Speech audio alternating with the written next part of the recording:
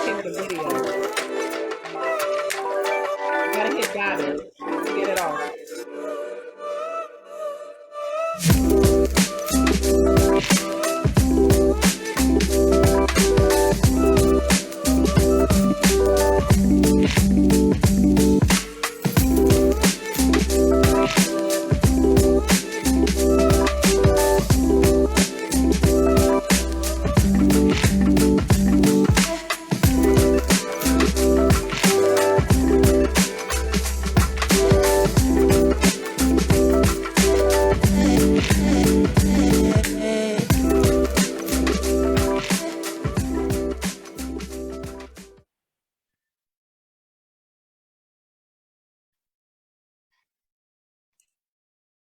Good evening, everyone, and welcome. Just some housekeeping notes. Kim or Natalie, this meeting is being live. Oh, never mind. That might be me. Okay, my own stuff. I need to click off. Good evening, everyone, and welcome to our Care for the Caregivers live event in celebrating our caregivers. We'll first hear from Mrs. Benita Swindell, President of Psi Epsilon Omega and Pearl Elegance Foundation. Ms. Benita Swindell. Thank you, Ms. Marsham. Good evening, everyone. As President of Psi Epsilon Omega Chapter, Alpha Kappa Alpha Sorority Incorporated, and in partnership with Pearl Elegance Foundation, Inc., I bring you greetings for those of you that are on the Zoom platform, as well as those that are live on Facebook Live. As you know, November is the month we celebrate caregivers, and today is special as we celebrate Care for the Caregivers Community Impact Day. This is an opportunity to honor those persons in your life who are responsible for providing care for someone special. While most caregivers think nothing of jumping in to serve, everyone knows caregivers are vital for making sure those they care for enjoy the best possible quality of life. This day, we want to highlight the importance of family caregivers. I would like to sincerely thank all of those who aid in the care of those in need. Your commitment to the care for others cannot and will not be taken for granted. Hope that you enjoy your time with us this evening. I want to thank you, and I'm going to turn this back over to Ms. Marchand. Thank you, Mrs. Benita Swindell. Next, we will have remarks from Ms. Sandra Yates, who is our first Vice President of Psi Epsilon Omega. Ms. Sandra Yates. Oh, thank you, Ms. Marsham. I am, as she said, Sandra Yates, first Vice President and Program Chairman for Psi Epsilon Omega Chapter. And it is my pleasure this evening to share with you information about the Alpha Kappa Alpha Care for the Caregivers Service Program.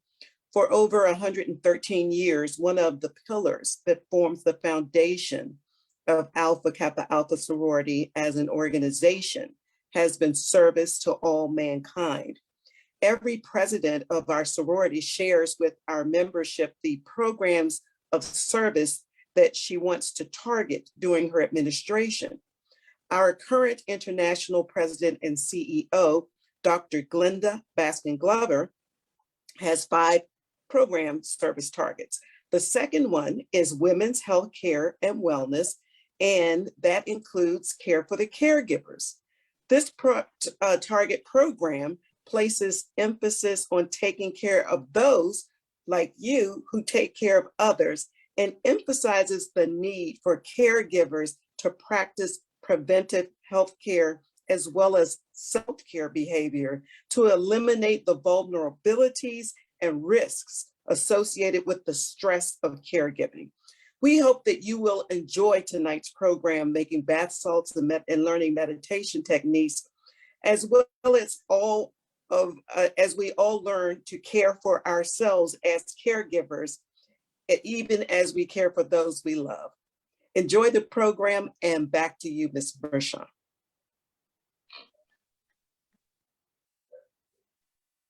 Thank you so much, Ms. Sandra Yates, for those welcoming words. I am Corrine Marsham, Care for the Caregivers Committee Chair, And along with my co-chair, who will be up to speak next, we want to welcome you. This is a wonderful time because a lot of times as a caregiver, we see about our loved ones, but we don't see about ourselves. So tonight is all about you. We're seeing about you. We are making bath salts. We're doing meditation and techniques, and we're going to celebrate the life of who you are. Because if not for you, our loved ones wouldn't be where they are. So sit back and relax. And right now we'll have the occasion by Mrs. Deneen Spurl. Thank you, Mrs. Deneen. Thank you, Ms. Marsham, my chair. Good evening, everyone. Thanks to each of you for being here tonight. And we are so excited for you to join us. The Care for Caregivers emphasis is taking care of those who take care of others with preventative health care and self-care practices. Tonight's program, Care for the Caregivers Celebration, is presented by Psi Epsilon Omega chapter of Alpha Kappa Alpha Sorority Incorporated, as well as the Pearl Elegance Foundation. We understand how important your role is to your loved ones. You provide not only personal and emotional care, but likely also financial support and help with legal affairs. Yes, it's rewarding. Yes, you are resilient, but sometimes these responsibilities are exhausting and stressful. That is why tonight is a night to celebrate you. It is our hope that you will learn some stress reliever techniques, learn how to make bath salts, have fun most of all, and hopefully win some prizes. To begin your celebration, Miss Latanya will give a meditation and share her journey as a caregiver. Mrs. Latanya. Good evening. Thank you, Deneen. I want to say good evening to our esteemed guests, to our lovely president and our vice president, committee chair, and members, and to the PEO Strong Sisters of the Psi Epsilon Omega chapter of Alpha Kappa Alpha Sorority Incorporated.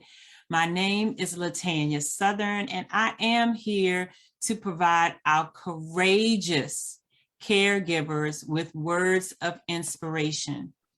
So I just want to ask a question. Do we have some travelers in the house? If you're a traveler, raise your hand if you'd like to travel or anything like that. Okay, I see some hands up. Awesome. Well, whether you travel frequently or if you haven't been able to travel in some time, I hope you can relate to this analogy I heard some time ago. I am a mom of a son who's on the autism spectrum. He has orthopedic disabilities, and he's also considered intellectually disabled. So we've been caregivers. My husband and I have been caregivers for almost 18 years. It'll be 18 years on December 19th. So he and I have gone through a journey, but someone told me the story. I took it and I wanted to adapt it for tonight. So listen to this story. Being a caregiver is like this. You are planning your life.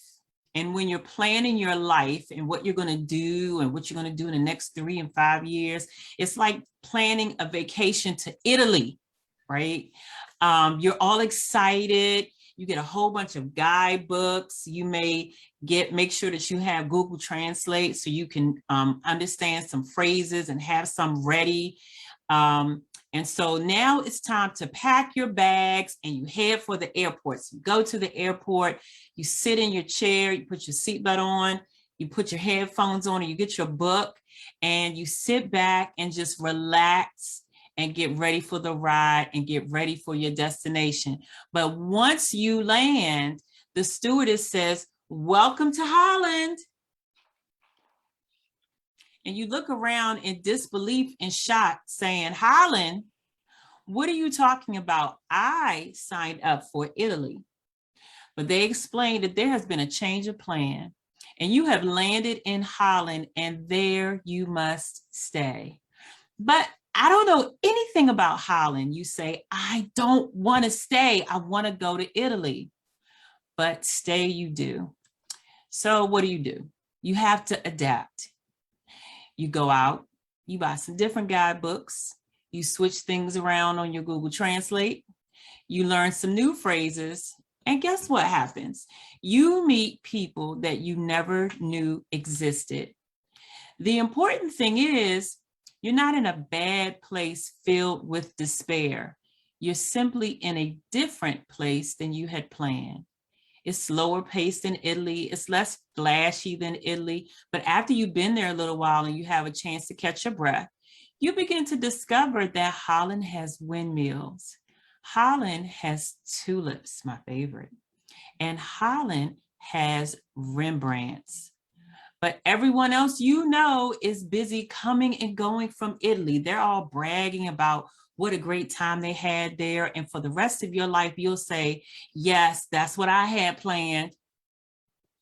The pain of that will never go away. And to some degree, you'll have to grieve that pain.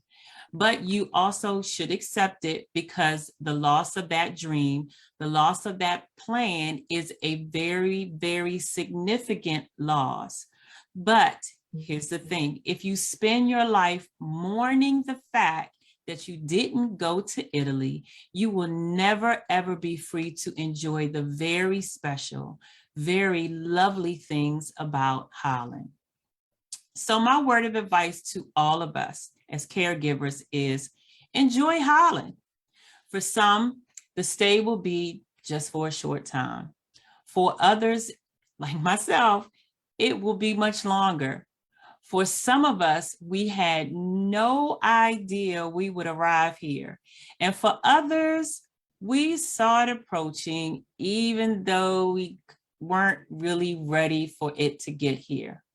But know this, we are God ordained to be positioned for what my husband calls guaranteed greatness.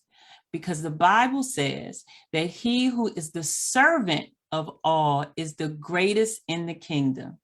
Being a caregiver has greatness embedded into the task. God loves us so much that he built greatness into our lives by ensuring that we will be servants through the ministry of caring for our loved ones. So on this evening, I encourage you tonight to go forth, be encouraged, enjoy Holland, and walk in your greatness, caregivers. Thank you for this opportunity. Thank you, Mrs. LaTanya Southern, embedded in greatness. What an amazing, amazing word of meditation and encouragement. I salute you. I follow your journey as a caregiver, and I look up to you, and I thank you so much for being transparent and opening up to us. Next, we're going to move into Miss Denise Robinson. We are uber excited that we're about to have a session of relaxation and meditation techniques, and I will turn it over to Miss Denise Robinson. Denise, take it away. Thank you so much, Corrine. And thank you to all who are present on this evening and for spending a little bit of time with us. I say us because I am a very proud member of Psi Epsilon Omega, and I'm a relatively new member of this chapter, but I'm a 21-year member of Alpha Kappa Alpha Sorority Incorporated, and am just delighted to have the opportunity to share a few relaxation techniques, somewhat through some meditation and mindfulness exercises, and you'll get a little bit of variety, I hope, in what I have to share with you. Before I get into our first exercise, though, I want to just kind of share a little bit about my background so you know kind of where I'm grounded, where this is coming from. And so I wear a lot of different hats, but tonight, what I'll be sharing with you comes from my experience as a yoga teacher. I've been teaching yoga for over a decade, and that includes yoga asana. That's sort of the physical postures that people often think of when we think of yoga. And it also includes types of breath practices, which we'll be trying on tonight, or I'll invite you to try on tonight, as well as meditation. And I've been practicing yoga for much longer than that decade plus that I've been teaching. My mother, who is also a member of Alpha Kappa Alpha Sorority Incorporated, is the one who introduced me to yoga back in the early 80s when I was a little girl. I promise you I was a little girl in the in the early 80s, but she was practicing yoga, you know, at a time when it wasn't quite as popular in the United States or in the West more generally as it is now, and I'm grateful for that introduction. I'm also coming to you wearing the hat of a caregiver. I, like Mrs. Southern, I should say, have a child who is on the autism spectrum, and I like to refer to her as neuro-exceptional. So I'm raising this wonderful 9-year-old neuro-exceptional little girl, and am proud to be doing it. And at the same time, I use a lot of the practices that I'm going to be sharing with you, all of the practices I'll be sharing with you, so that I can try to pour into myself so that I have something to be able to share with her and others. So with that, the first exercise I want to share with you all is what is called an orienting practice, or it's in the body of orienting practices within mindfulness. And what these orienting practices do is actively use or bring awareness to our senses, to those 5 senses that we learned about well back in, you know, our early schooling days. And so I'll be leading you to notice things that you see, notice things that you hear, notice things that you feel or can touch, notice things that you smell, and be aware of things that you can taste. And there is no wrong way to do this, or no specific thing that I'm asking you to do with your senses other than bring awareness to them. And the purpose of it is to bring our minds to where our bodies are, because very often we're thinking about stuff that happened before we came here tonight, or stuff that we have coming up, you know, after this program. And the only thing that we have control over is what's happening right now. So this is a great practice for transitioning from one thing to another to get present. So with that, I invite you to sit up tall wherever you are, and maybe roll those shoulders. I'll give you a little bit of yoga asana. Just roll the shoulders up towards your ears and then back and down, which is where we would like for them to rest, so that we can open up our chest and be able to breathe a little more easily. And if you'd like to close your eyes or not, that's fine. If you'd like to turn off your video for this, that's totally fine as well. And I first just want to invite you to bring attention to 5 things that you see. And you can even do this while your eyes are closed, or if you do not have the ability of sight, we can still sort of call up images. So 5 things that you can see in your mind's eye or with your physical sight.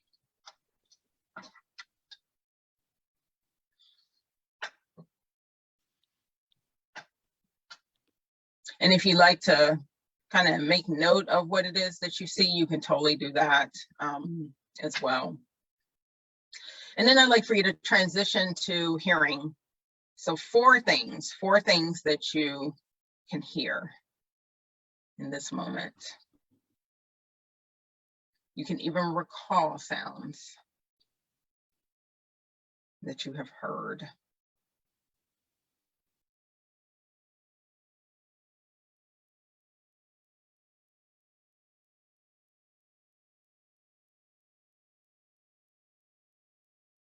Maybe you notice the sound of your own breath in this moment. Maybe that's the first time that you notice just yourself breathing today. And that's a good thing to be aware of. Transitioning to 3 things that you feel like on your body that you can touch. So it might be the clothes against your skin. I can feel the floor underneath my feet, those types of things. 3 things that you can feel.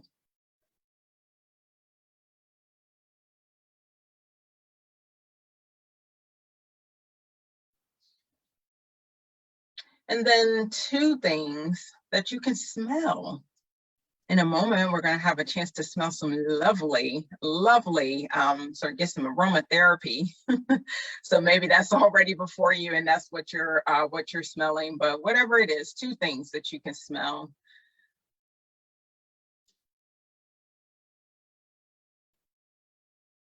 And then 1 thing that you can taste. Often very connected to smell.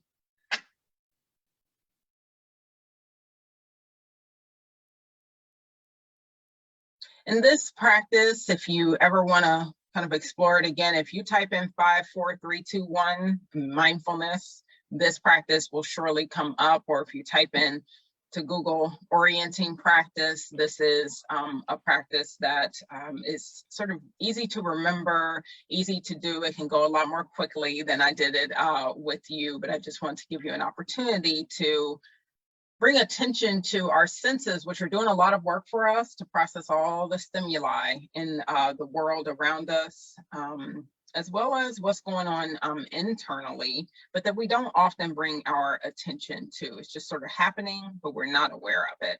So what we want to do on occasion, as much as we possibly can, is just bring awareness.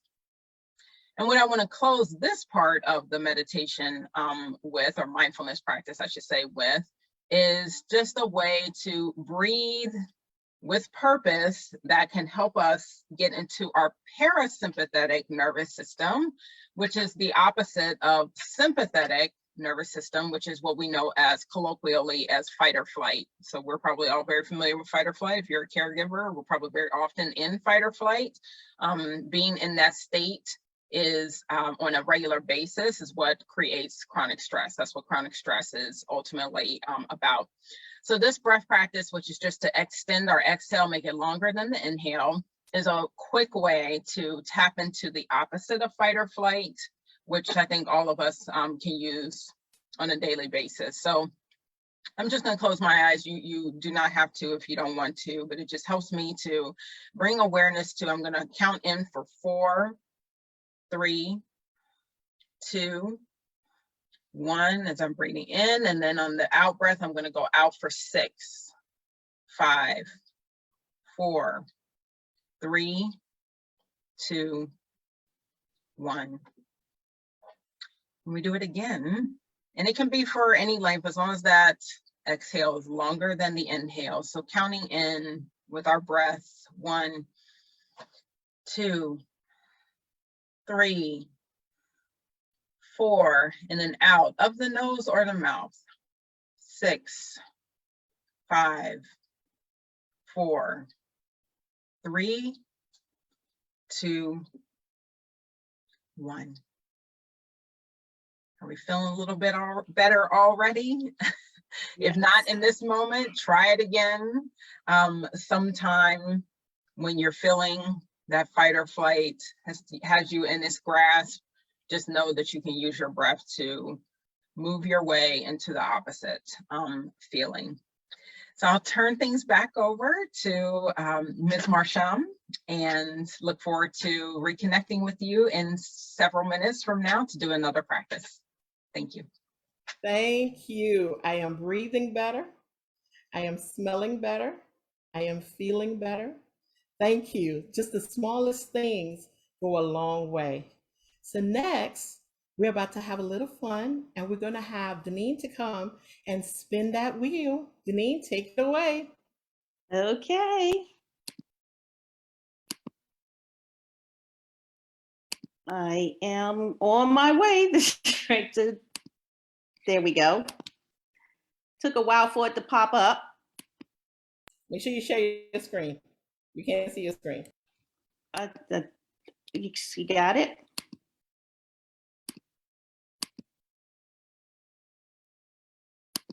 I am sharing. Oh, yes, there we go. All right, now we're getting ready to spin the wheel for a prize. Here we go.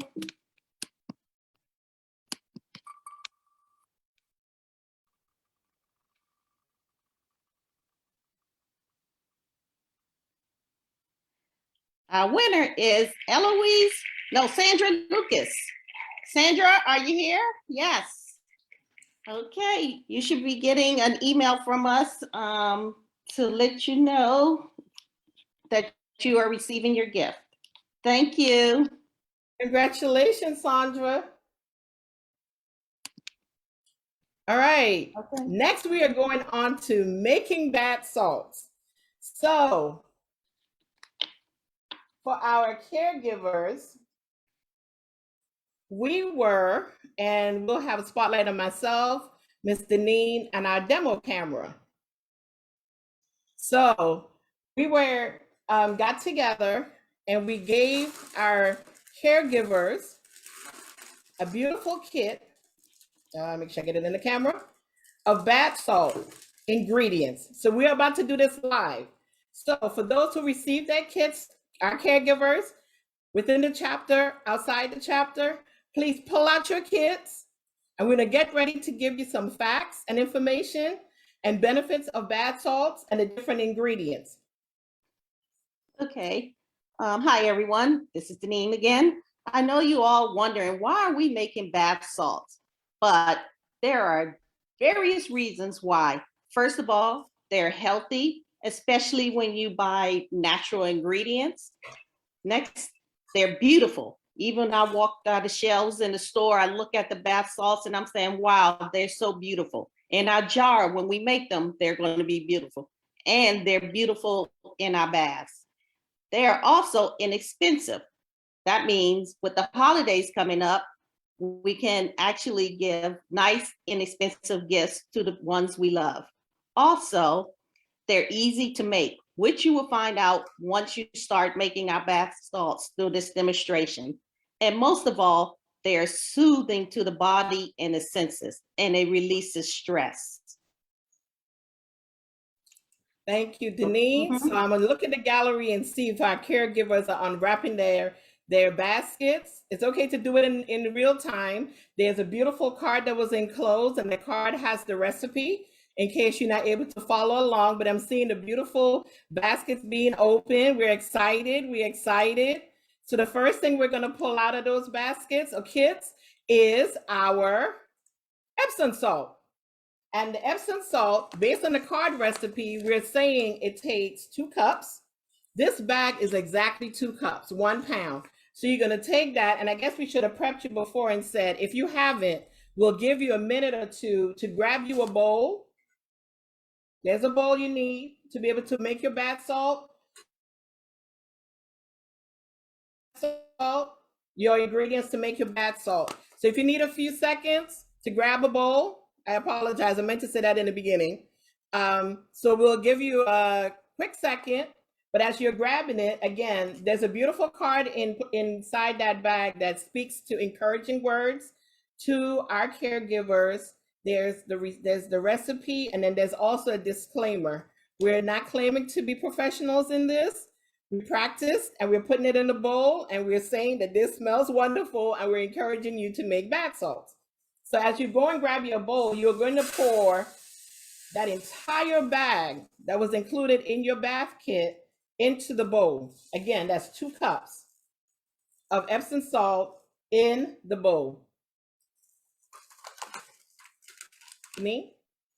Okay, as you're pouring your Epsom salt in the bowl, I wanted to give you a few facts about Epsom salt.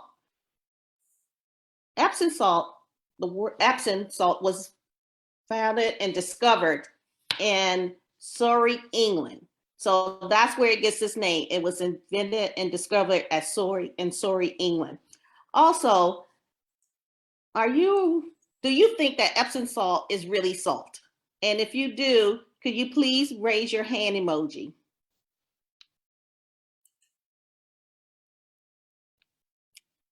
Don't see Wow, any. Oh, a few. you are pretty smart. Well, Epsom salt is not actually salt. What it is that it's compound crystallized like a salt, so that's why they call it salt. Also, Epsom salt is used for many things, such as insomnia. I cannot pronounce that name. Insomnia. I'm sorry, insomnia, as well as it treats constipation. And if you do use it to treat constipation, you add some water to the Epsom salt, and it might not taste as good as you want it to. It probably has a bitter taste, but it has proven that it does help that. In addition to that, Epsom salt, it reduces swelling, muscle pain, and I know that I use it sometimes to soak my feet, so it works. I love Epsom salt. So one of the other facts about Epsom salt, it never expires, never. It just might get a little clumpy. You get out the clumps and you can still use Epsom salt. So you can take it away. Yep, our next ingredient is the Himalayan pink salt. Again, that's also in your kit. And we found that it's 1 cup, or you can half the bag. If you want to eye it, for those who are cooks and chefs who just kind of eyeball it, you can do half of the bag, or you can put in 1 cup. So you want to pour the Himalayan salt right in with the Epsom salt. And as Deneen gives facts about the Himalayan pink salt, I'm going to have you stir it. So you'll see me stirring as she's talking. Go ahead, Deneen. Okay. The Himalayan salt is mined in Pakistan. And I know that we can find Himalayan salt in the health and beauty aisle. You can find it in the grocery aisle. But there is one place that I did not realize that we can find Himalayan salt. It's in the home store. And you know, everyone talks about the salt lamps. So that's another place. So it's in 3 different departments in the store. The salt lamps are really good if you don't have the salt baths, because it helps improve the air quality, it boosts your mood, and it can help you sleep better. Also, the benefits of the Himalaya salt is that it detoxifies the body. And it's when you use it externally. So that is what the Himalaya salts, the benefits of the Himalaya salts in our salt bath. Thank you, Deneen. So let's see. I'm looking to see. Some are doing it with me, some are not. And it's still okay, because again, the recipe card is in your bag if you're not able to keep up. But again, that was 2 cups Epsom salt and 1 cup Himalayan salt. We incorporated it. As you see, it's crystallized in the bowl. The next thing we're going to add is essential oil. In your kit, you may have received a relaxed, or you may have received the lavender. Now, this is to your tolerance. The recipe calls for 10 to 20 drops. So I'm about to drop in, without counting, several. As you can see, I'm just dropping it in. And depending on your strength, if you want it more aromatic or not as aromatic, you can go ahead and put as much or as less as you want. It's all based on your sensory level.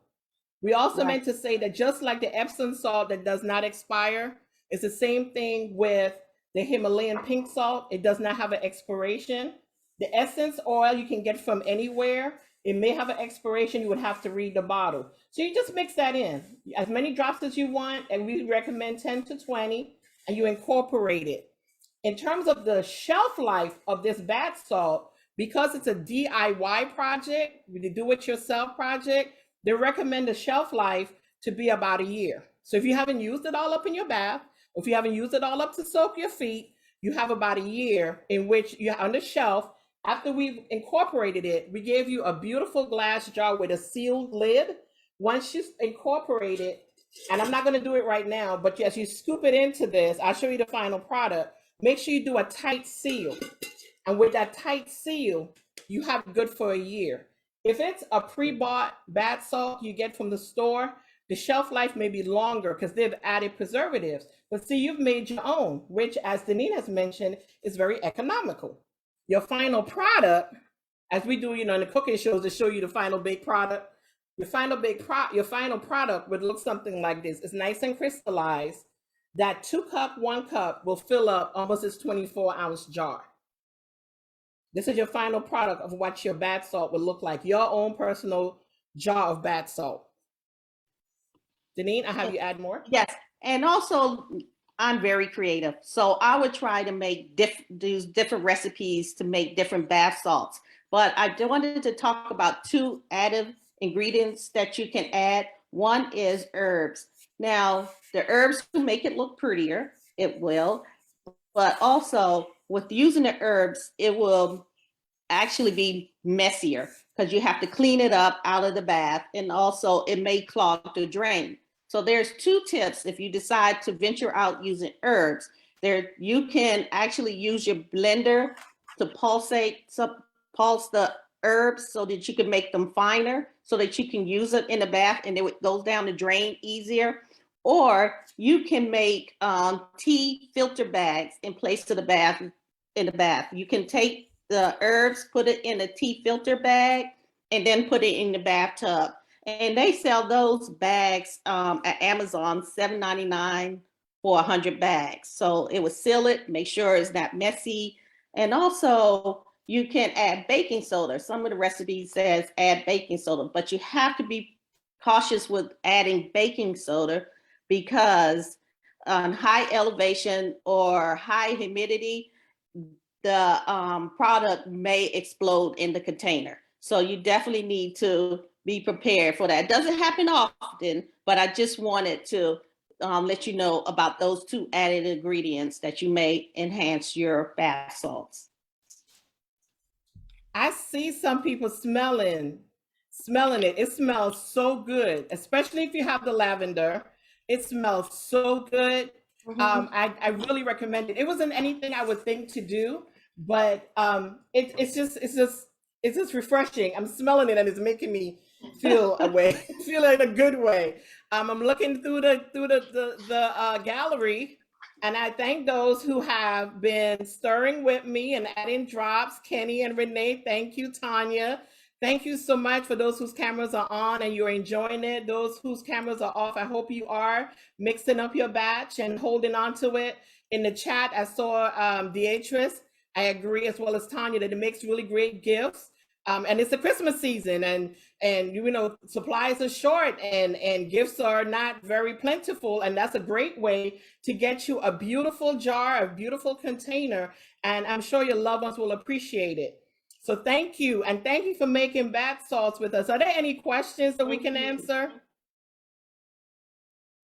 You can unmute if there's a question. We'll try to answer, because again, we YouTube this, y'all. We're gonna be as transparent as possible. Hi. But we thank you You so had much. someone, Wendy said you may add gel food coloring and a little water Oh. if you would like to add some color to your salts. Oh, thank Great you, Wendy. idea. Beatrice also said bath salts can double as a body scrub. Just add coconut. See that? This is a wonderful time of sharing. Thank you. Thank you. Thank you. Thank you. The bath salts are really, really good. I want to thank you all. I actually mixed up my jar and my lavender before the meeting and took my jar along with my playlist into the bathroom and sat in a beautiful warm bath. And I just thank you all so much. I haven't taken time for me in quite some time. I'm in and out of the shower so I can move on to the next thing. So thank you for causing me to focus on myself.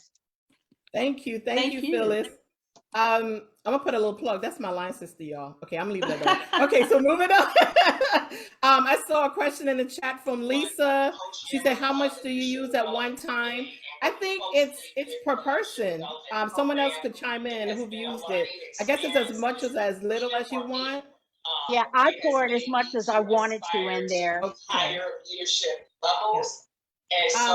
can you mute your phone? Can you mute your yes, thank you. Yes, so Lisa, the response was as great or as little as you would like.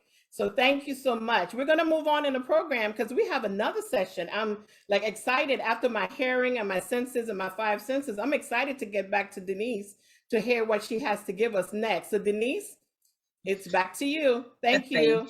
Thank you, Kareem. This has been wonderful with these bath salts. Cannot wait to do what our last speaker just said that she did. Just get in the bath and take some time for myself.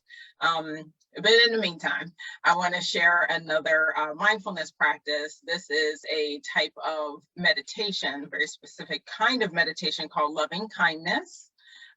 Or otherwise known as anciently known as metta, M-E-T-T-A meditation. And I've selected this meditation for this session for 3 reasons. One is because I practice it regularly, daily, and I only want to share with you what I do, myself. I don't want to share anything that's not accessible.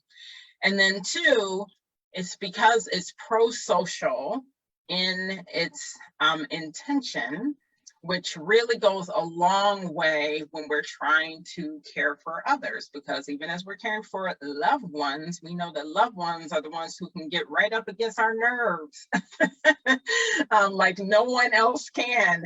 And so this type of meditation, I feel, in my experience, has been, it helps to create that foundation that we need to really be in sort of connection with each other. And then the third reason is because loving kindness meditation, even though it is pro-social, you start by directing the phrases of loving kindness to yourself.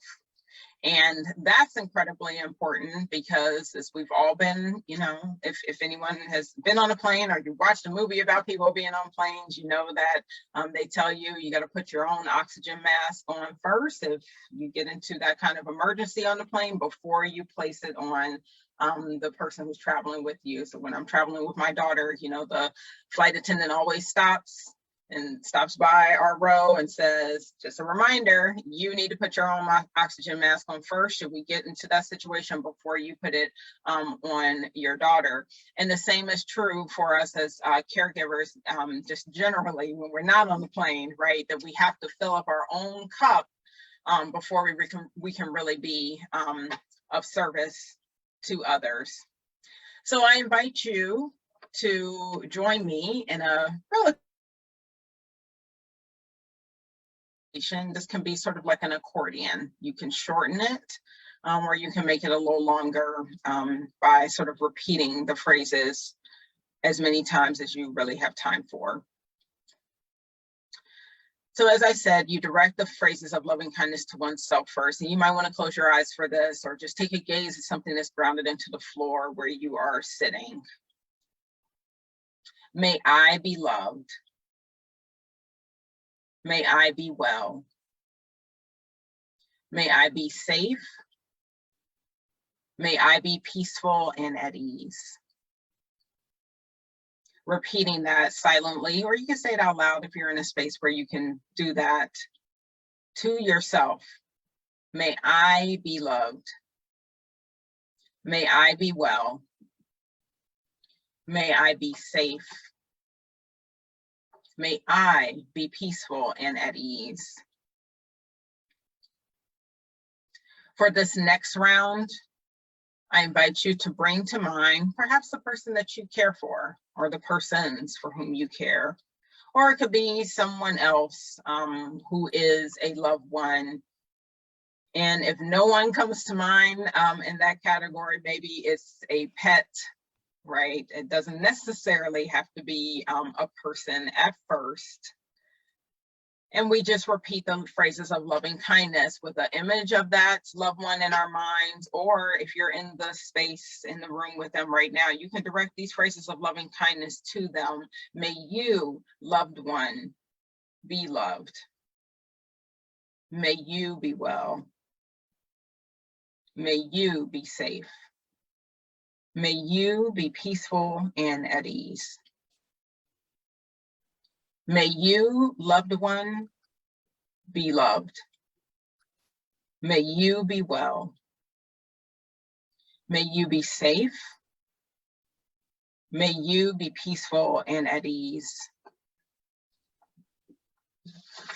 The next round, we typically direct the phrases of loving kindness to someone who you interact with, maybe regularly, but maybe not, but you don't know this individual well. So maybe think, in this day and age where many of us are still kind of hunkering in, the person who delivers your groceries, or maybe you are an Uber driver, right? So maybe your customers, right, who are getting into your car. You don't know these individuals typically, but you're interacting with them.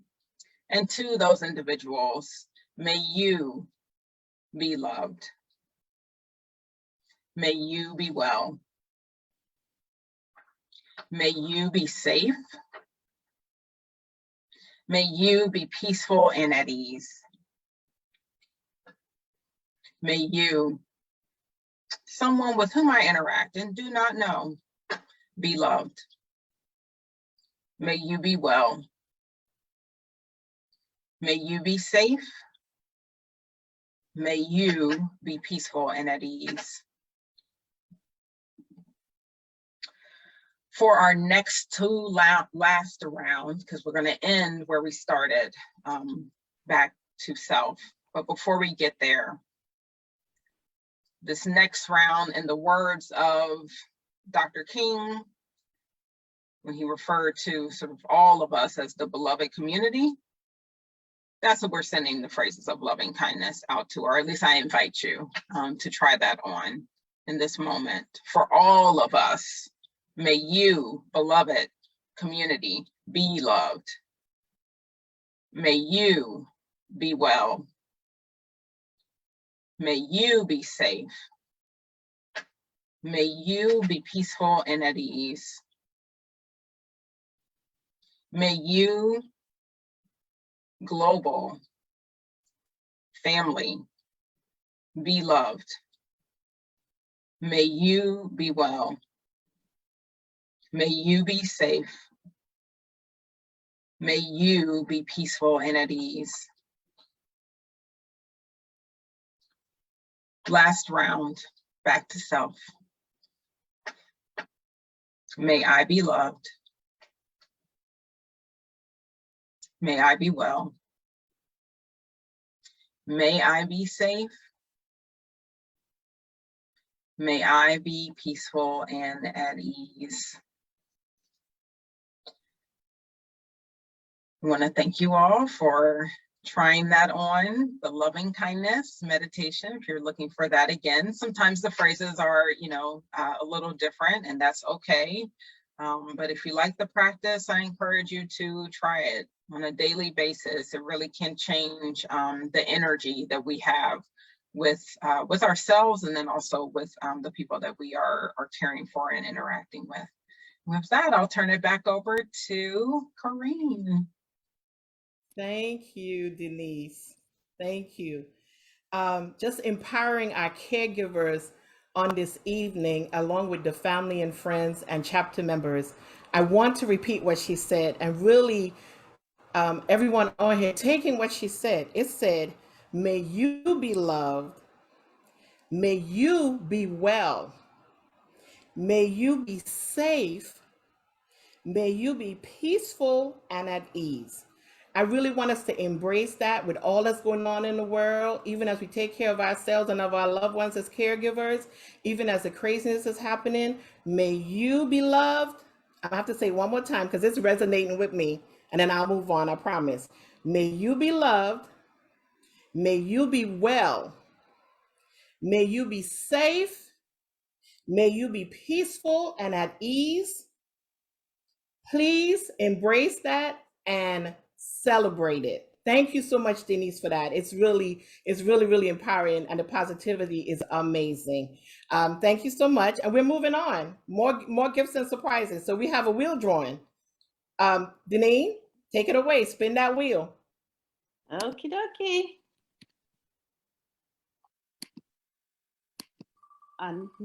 Okay, here we go.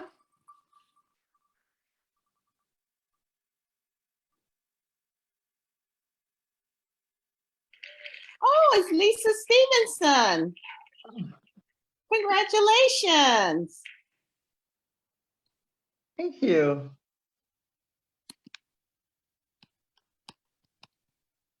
That is great. Well, and that's a very good segue. Yes. I'll have Denise introduce. We have a caregiver's testimonial journey, and we'll have Denise introduce.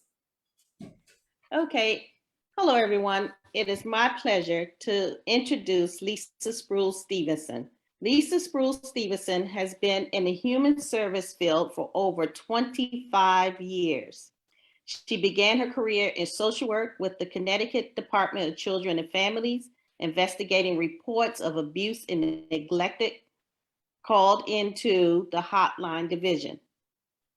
Lisa went on to assisting families who requested respite for their children with disabilities through the aid of paraprofessional support and is currently Assistant Director overseeing 6 supportive living programs for individuals suffering from severe mental illness. Lisa is also a caregiver for her father and aunt. Most importantly, she is a mother to a lovely 14-year-old daughter, Leah, who she loves and cares for so much.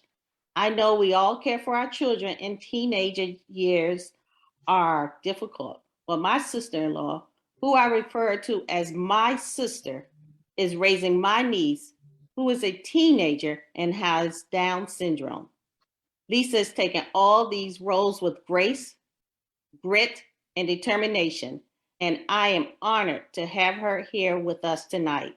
It is my pleasure to introduce my sister, Lisa Sproul Stevenson, who will give her personal journey as a caregiver. Thank you, Lisa. And thank you.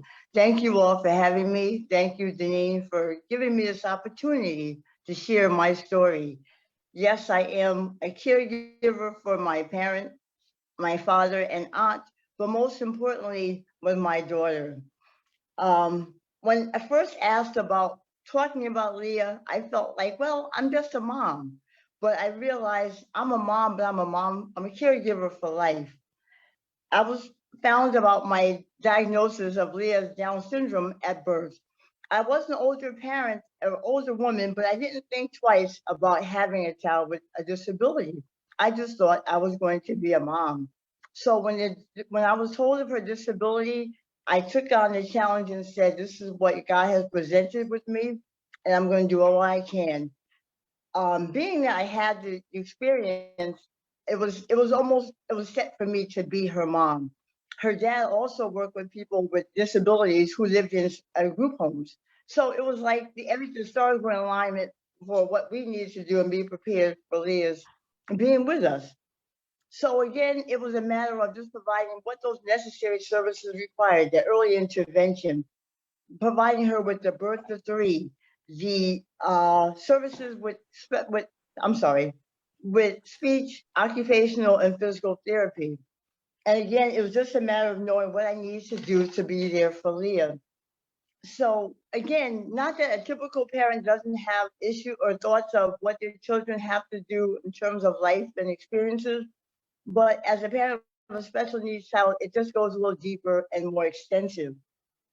Because like I know my mom always told me, you're always going to be a parent. I don't care how old you are. I'm always going to be that parent and be there and care for you. So stepping forward now, I am at the 14, the years of going into high school. And that journey is always something I'm thinking about because of the fact that she requires extra thought and care. My thoughts are constantly thinking about who's going to care for her when I'm no longer here. I recently had a living will set up with and having now those individuals who will be her conservators to be that person to help me and knowing that she'll have someone overseeing. So again, it's just knowing that what you have to do to care for this child. And Leah has that mentality of, although I worry more probably than she does because she sees life and takes each challenge as it comes day in, day out with such grace and style. And I'm grateful for the fact that I have my family who's also been there to guide Leah. And we think of not as a child with disability, but you're just a young lady who needs to do all we have to do to provide for her. So I don't want to go on too much, but just the other ladies who talked about their children. I mean, grace and mercy, we do what we have to do because again, God provides us. He knows what we're supposed to do. He gives us those children who we know are meant to be with those parents. So again, I thank you for having me here today. This was such a nice event. It was just what I needed, because as a caretaker for several, I don't allow myself the opportunity that I should in terms of the time needed. Being on the board of directors for the Down Syndrome Association, I do get mom retreats and that time that they offer us every now and then, but it's just not obviously what I like to have more often. But this was just an awesome event. I'm definitely going to take use of my salt, right? And this is wonderful. I thank you all again, Denise. Thank you for allowing me to share my story. It's always, this to me is therapeutic also, because I talk a lot to many people. So as an advocate, it's awesome that, again, I like to be able to share my story and talk more about what it is to do. And again, blessing to all of you, and I thank you. Thank you, Lisa. Go ahead, Denise. Thank you, Lisa. Yes. Oh.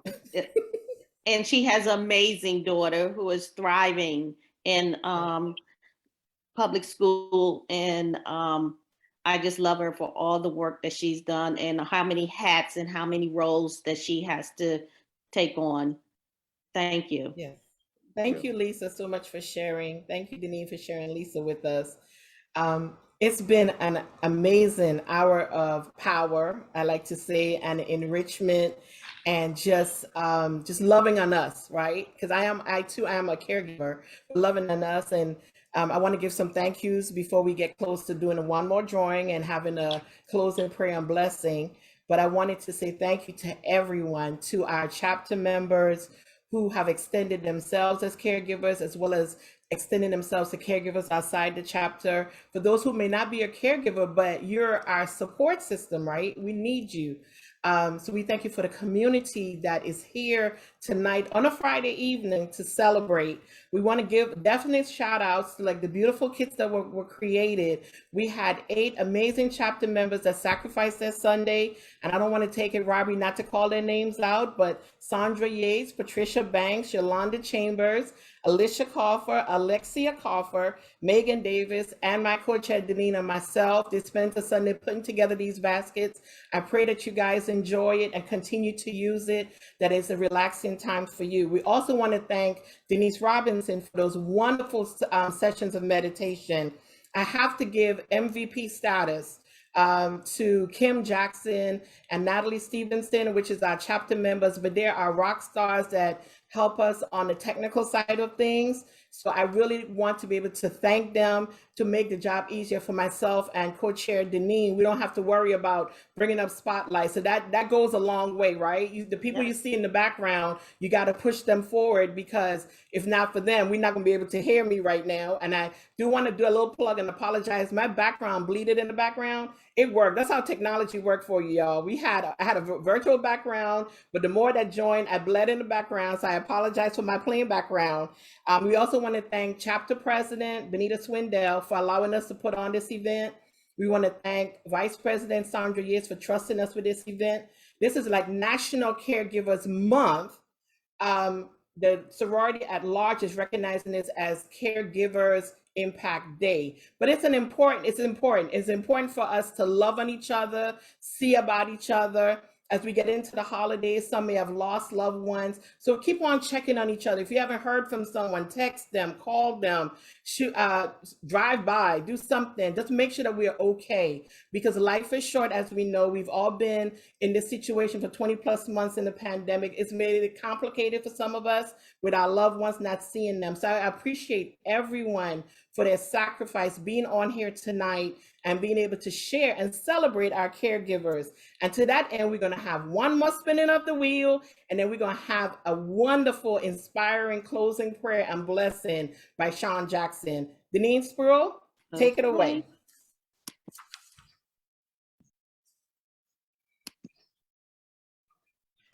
Okay.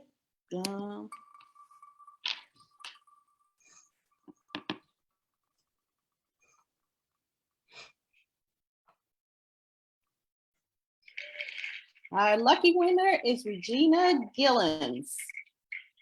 Are you here, Regina?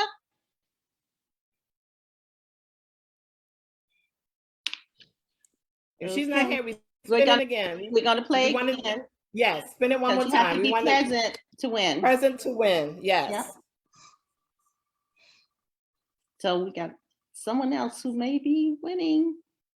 Cynthia Clark. I know she I was saw here. her. I saw her. I saw Okay. her. Cynthia. No, Yes, she's here.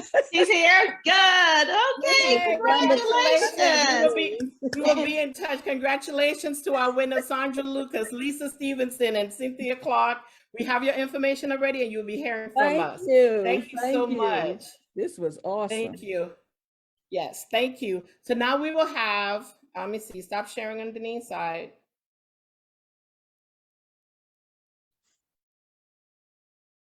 Denise, you stop sharing?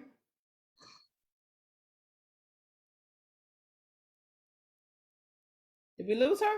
There we go. Now for closing prayer and a blessing over us, Ms. Shawn Jackson. Thank you. Good evening, everyone, and thank you so much for attending this awesome event.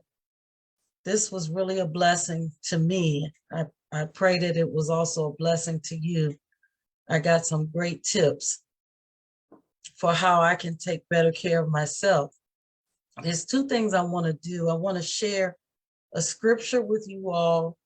It's Galatians chapter 6, verse 2, and this is the New Living Translation, and it reads, "Share each other's burdens, and in this way, obey the law of Christ." And now I want to share a prayer that's specifically for caregivers. You may have heard this prayer before, but when I found it, I just felt compelled to share this. And so what I'd like to do, Corrine, is to read this prayer that's specifically for caregivers. And it says, "Lord, help me remember I am doing your work. Help me to clothe myself with compassion, kindness, humility, gentleness, patience, forgiveness, and love. Help me to live out and embody the fruit of the Spirit, showing love, joy, peace, patience, kindness, goodness, faithfulness, gentleness, and self-control. Enable me to see them through your eyes.